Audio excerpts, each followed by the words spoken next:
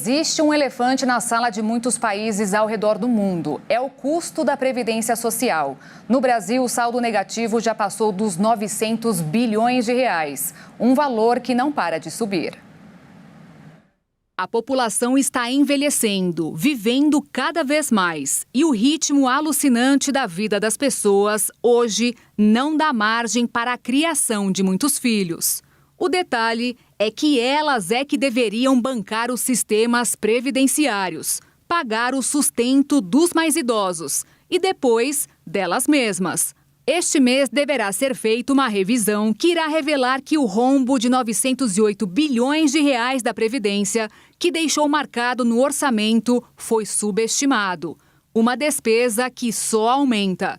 Quando acabou a Segunda Guerra Mundial, em 1945, o Brasil tinha 200 mil aposentados. Hoje, entre pensões, aposentadorias e outros benefícios, são mais de 39 milhões de pessoas para pagar. É por isso que a marca negativa do trilhão de reais está cada vez mais perto.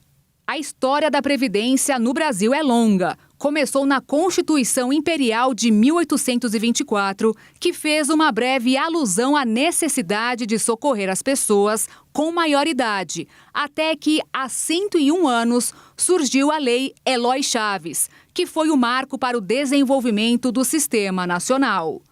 Cada categoria profissional conseguia a sua, até que em 1934 foi definido que o custo seria repartido entre o Estado, os empregados e empregadores.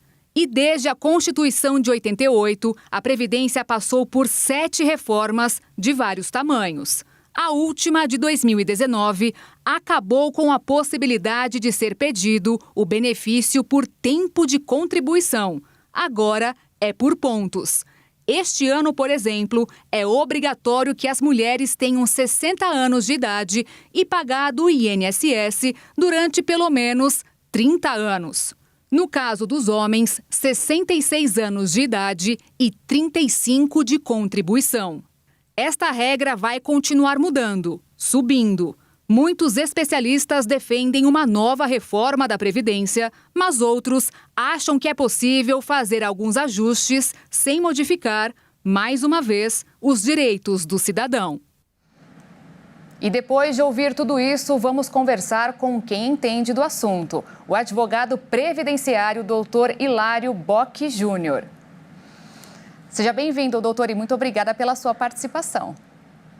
Eu que agradeço o convite, estamos aqui para esclarecer as dúvidas que eventualmente possam existir. Então, Hilário, para a gente começar essa conversa, será que as pessoas nas ruas sabem como funciona a Previdência? Olha só. Essa aposentadoria, acho que ninguém entendeu até hoje como é que funciona, porque não é uma coisa clara para ninguém, entendeu? Não é uma coisa nítida para ninguém, é um negócio que não dá para entender. Eu, sinceramente, vou falar para você que eu sei, eu não sei. Mudou tanto que eu não sei te dizer qual é o sistema de hoje. Nem sabe mais. Não sei mais. Você sabe como é que funciona o sistema de aposentadoria? Não faço ideia. Você sabe? Também não. Hilário, é complicado mesmo entender como que funciona a aposentadoria aqui no Brasil? Olha, é complicado sim, e por isso que existe um exército de advogados trabalhando em prol desses aposentados e pensionistas e das pessoas que querem aposentar, porque mesmo depois da aposentadoria, ainda tem as revisões de aposentadoria que os benefícios acabam caindo. A regra é a seguinte, né? Nós tivemos a reforma da Previdência, mas as pessoas não podem deixar de buscar as informações em 4 lugares. Primeiro, no passado, direito adquirido. Muitas pessoas ainda podem aposentar sem idade mínima. Existe essa possibilidade. Após a reforma da Previdência, nós tivemos novas regras que incluíram idade, pontos, como foi dito na reportagem.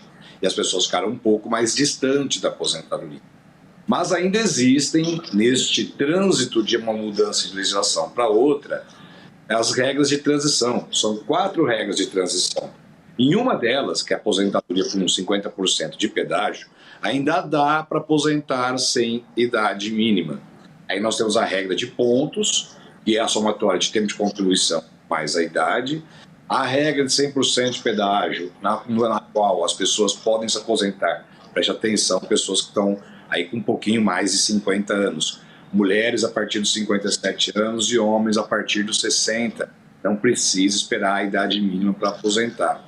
E ainda tem a idade progressiva, que são outras regras definidas para homens e mulheres, nas quais homens também podem se aposentar antes dos 65 anos, com 63 anos e meio, e as mulheres com 58,5. Como percebe, são muitas regras, e essas particularidades ainda ficam mais complexas ainda quando a gente observa que pessoas que são trabalhadoras rurais, trabalharam na cidade e no campo, e pessoas com algum tipo de deficiência ainda podem se aposentar até 10 anos mais cedo.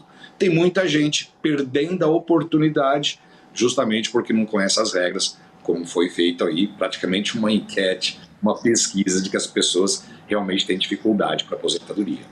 Inclusive, tem mais perguntas. Meu nome é Maurílio, tenho 69 anos e eu gostaria de perguntar se vale a pena eu fazer a previdência privada. Boa pergunta, né? As pessoas sempre pensam que a previdência privada ou complementar, que é o nome correto dela, é uma saída para o INSS. Nem sempre isso acontece. E nem é também a única saída para ter um plano de previdência complementar pública. É claro que qualquer tipo de previdência ajuda para as pessoas terem renda no futuro. Só tem 4 formas de ter renda no futuro: nascer rico, ganhar muito dinheiro, depender do Estado, ou então você vai fazer uma previdência. Então, olha, já dá para perceber que não dá para depender do Estado nem das pessoas que são familiares, que no final das contas a gente fica sem apoio. Ganhar muito dinheiro está ficando cada vez mais difícil. Nascer rico, nem todo mundo nasceu, então tem que ter a previdência. E aí todo meio de previdência é importante, seja pública e seja privada ou complementar. E você mencionou há pouco sobre a reforma da Previdência. É possível que ela consiga arrumar a casa sem mexer mais uma vez na Constituição e nos direitos do cidadão? Olha, a Previdência foi feita essa evolução desde a Segunda Guerra, 1943, quando nós tivemos a primeira forma de previdência no Brasil, depois a Lei Eloy Chaves. A Previdência sempre foi feita para ser reformada. Nós, inclusive, já estamos no Congresso Nacional com uma PEC, que é uma proposta de emenda constitucional em andamento, o número 133, que vai alterar a Previdência. E outras situações também não serão alteradas, quando a gente percebe o envelhecimento da população e também a taxa de reposição humana. Hoje, cada casal tem 1,2 filhos, nós precisaríamos de 2,1. Como tem menos pessoas contribuindo e mais pessoas recebendo, e por mais tempo, em razão da longevidade, é claro que nós vamos ter reforma na Previdência Social. Por isso, além de ficar olhando para o passado, para o direito adquirido, para as novas regras e também para as regras de transição, as pessoas têm que ficar atentas no que está acontecendo no Congresso Nacional. Porque se as pessoas vão se aposentar daqui a algum tempo, qual é a lei que vai estar valendo daqui a algum tempo? São as leis que estão em produção lá no Congresso Nacional. Então, é claro que a reforma da Previdência trouxe mudanças, só essas mudanças não vão resolver o problema da Previdência.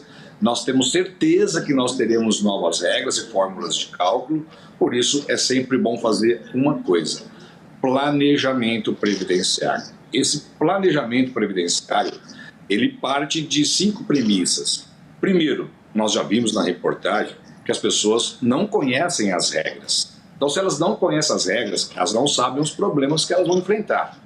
A partir do momento que as pessoas começam a entender e sabem que tem um problema, o que elas procuram? Solução. A partir do momento que elas sabem que tem uma solução, aí nós temos um planejamento previdenciário. E aí sim a pessoa pode ter uma previdência. Mas aí tem mais 2 ingredientes: ter disciplina e paciência para cumprir esse planejamento. E a partir de quando o senhor recomenda começar a pensar neste planejamento da Previdência? Agora, já. Por quê? Todos os salários que as pessoas têm entrarão no cálculo da aposentadoria.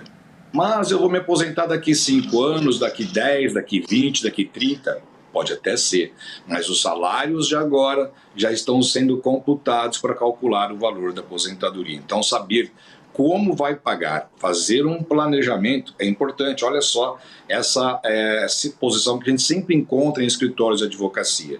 A maioria das pessoas fala, se eu pagar 2 salários mínimos, eu vou aposentar com 2 salários mínimos? Não, é possível que você aposente com 1 salário mínimo. Muito mais chance de você aposentar com 1 do que com 2, mesmo pagando 2. E às vezes as pessoas deixam de fazer um planejamento previdenciário familiar. Pagar um salário, por exemplo, para a esposa, outro para o marido, um para o companheiro, outro para a companheira. As pessoas podem ter 2 rendas dentro da casa com o mesmo dinheiro. Então elas podem fazer o dinheiro valer mais e ainda por cima navegar entre as possibilidades de contribuição. Tem gente pagando contribuir à Previdência sobre 20% para ter o mesmo benefício que teria com 5% de contribuição, ou seja, a pessoa pode pagar metade da metade e ainda ter o mesmo benefício. E está jogando dinheiro fora justamente por falta de planejamento. Por isso, ele tem que ser feito agora, já. E a reforma dos servidores, doutor Hilário? Por que é tão diferente da nossa? Ela é complexa, né? Ela é complexa porque depois da reforma da Previdência foram criadas regras de transição para o servidor público federal. Porém, a Constituição Federal ela diz, olha, cada ente estatal terá que fazer a sua Previdência. E olha só em que emaranhado a gente entra. Se cada ente estatal tem que fazer a sua Previdência, então nós temos Distrito Federal, temos os estados e temos 5 mil municípios. Desses 5 mil municípios, 2/3 têm uma previdência própria de servidor público. Então, se nós pegarmos a previdência da União, do Distrito Federal, de todos os estados e de 2/3 dos municípios do Brasil, a gente vai perceber que cada um deles pode ter uma regra diferente. E aí, haja estudo, haja a pesquisa para você analisar cada uma dessas previdências para poder definir como cada um desses servidores públicos irá se aposentar. E tem mais uma dúvida que a gente buscou nas ruas aqui em São Paulo, doutor Hilário. Meu nome é José Valdo, eu paguei a Previdência por 13 anos. Vale a pena eu pagar o atrasado? Boa pergunta, Zé Valdo. Olha, gente, pagar atrasado é sempre um risco de ele não ser computado pela Previdência Social. E às vezes, quando ele é pago corretamente, ele pode diminuir o valor da aposentadoria. Eu diria, em regra, que a regra principal é não pagar os atrasados. Aí analisa se esses atrasados vão trazer vantagem, aí sim as pessoas pagam. Mas o que acontece? As pessoas pagam para poder se aposentar.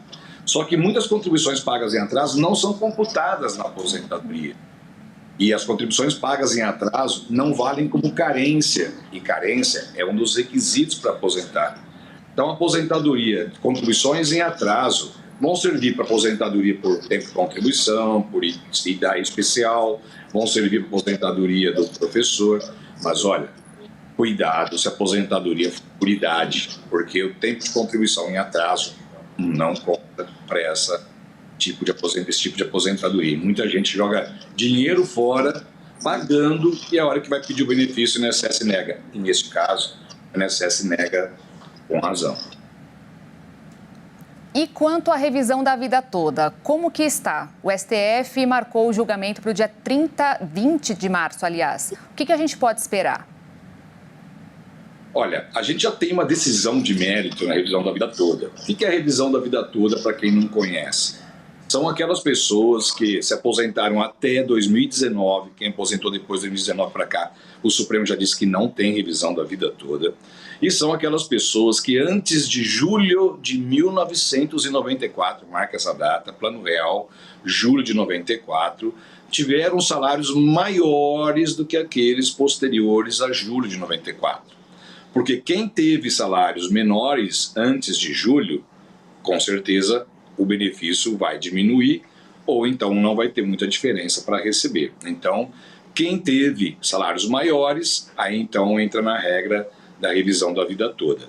E aí a revisão da vida toda já teve a decisão do Supremo Tribunal Federal e agora nós estamos julgando uns embargos de declaração. É uma forma de esclarecer como isso vai ser pago, se vai ser pago todos atrasados. E agora entrou mais uma questão: será que isso tem que voltar na estaca zero, lá no Superior Tribunal de Justiça, para recomeçar o julgamento?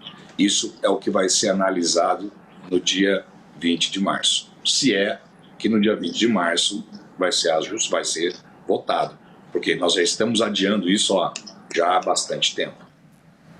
Vamos aguardar então. Doutor Hilário, muito obrigada pela sua participação aqui conosco neste sábado. Este assunto ele rende muito mesmo, mas infelizmente nosso tempo acabou. Eu que agradeço o convite, estamos à disposição. Muito obrigada, um ótimo final de semana.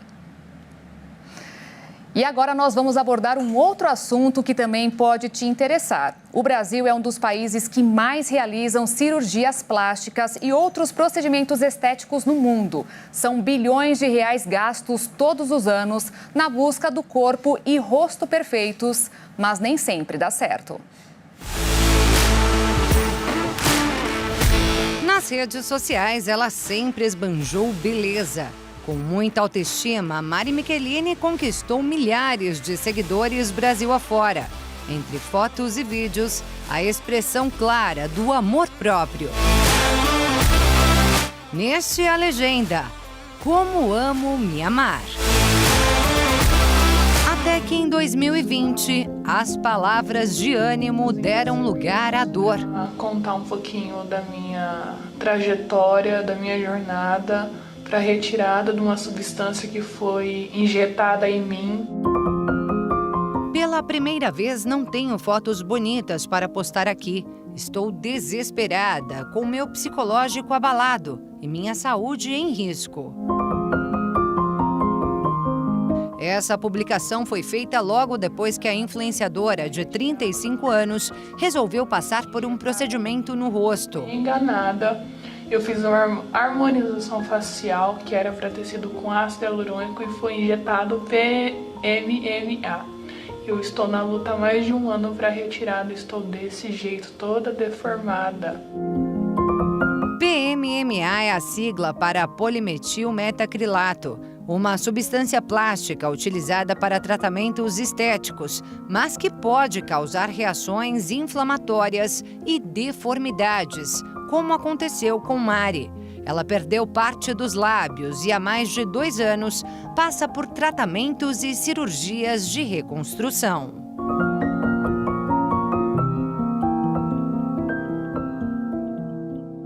O caso ganhou repercussão dentro e fora do país e reacende o alerta sobre os possíveis riscos dos procedimentos estéticos. O Conselho Federal de Medicina e a Sociedade Brasileira de Dermatologia recomendam que quem decidir passar por uma intervenção desse tipo, em especial as mais invasivas, deve buscar informações a respeito da